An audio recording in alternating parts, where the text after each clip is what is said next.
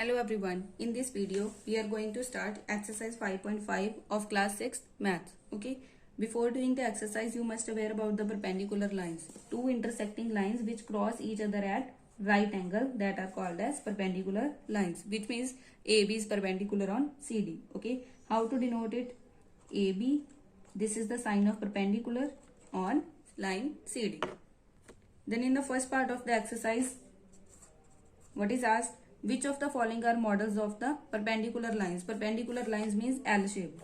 Okay, it must be of L-shaped. It is called the right angle. Okay, so the adjacent edge of a tabletop, you can see that adjacent edge of a tabletop are of this shape. Okay, so these are making the right angle. So its answer is yes.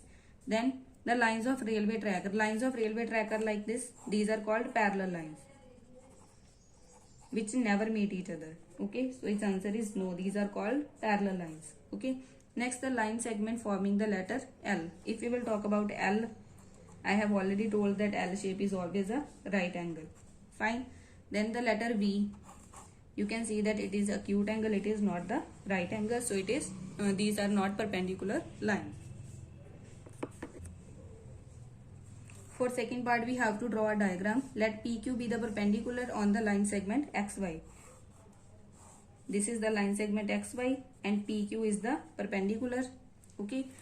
Let PQ and XY intersect at point A and its intersection point is A. Okay. What is the measure of angle PAY? Now you can see that this is the right angle. So measurement of angle PAY, this is equal to 90 degree, or you can say right angle. Fine. Then for third part, you have seen that set squares are there in your geometry box. Its measurement on one set square, the measurement is 30 degree, 60 degree and 90 degree, and on the another one it is 45 degree, 45 degree and 90 degree. Okay. So any measurement is there in common? Yes, 90 degree measure, 90 degree angle measure is common in both of the set squares. Next, in fourth question, one figure is given to you. Okay, according to this figure we have to give the answer. Is a CE is equal to EG.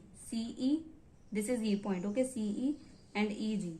So we will write yes, CE is equal to EG because CE, this is 2 units, 1, 2, and EG is also 2 units, so it will be equal to CE. Next, for B part, does PE bisect CG? PE line, this line is PE because P point is given here, E point is given here, so this vertical line is called PE line. Do it bisect CG? Yes, we know that C and G, this is of 4 units. Okay, 2 units are this side, 2 units are this side, which means this is the E is the midpoint of this line. Okay, so we will write yes, PE bisect CG because again the same reason, CE is equal to 2 units, which is equal to EG. Next, for C part, we have to identify two line segment for which P is the perpendicular bisector. You can see that this is dividing the line DF, okay, and another CG. Fine. Then in fourth D part, it is asked that AC is greater than FG. AC is 2 units, FG is only 1 unit, which means AC is greater than FG, so its answer is true. Next, CD and GH. CD is 1 unit, GH is 1 unit, both are equal, so its answer is true.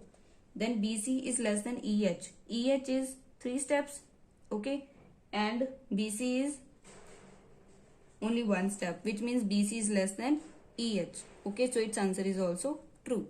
So here your exercise is completed. Thank you so much.